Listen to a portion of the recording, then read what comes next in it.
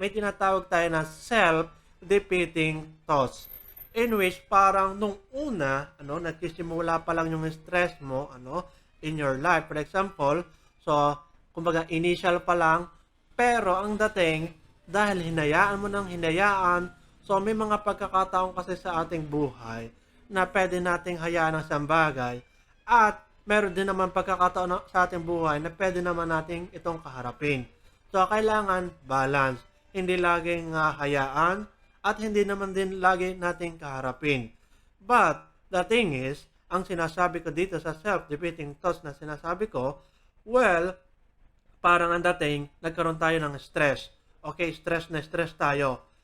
Pero, ang dating, hinahayaan natin na parang ganun na lang ng ganun.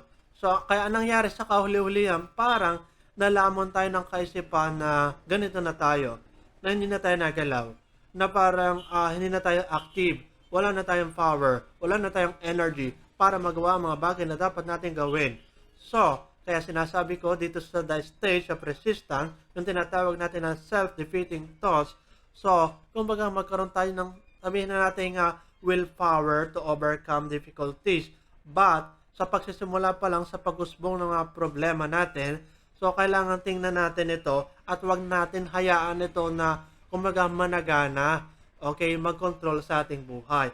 Kasi kung mahayaan mo ito, so parang dating, lalamunin ka ng thoughts na ito at kapag ka nalamon ka ng thoughts na ito, the same as kapag ka addicted ka sa isang bagay, so hindi mo na kayang kontrolin ito. Hindi mahirap na para sa iyo para makontrol ang iyong behavior.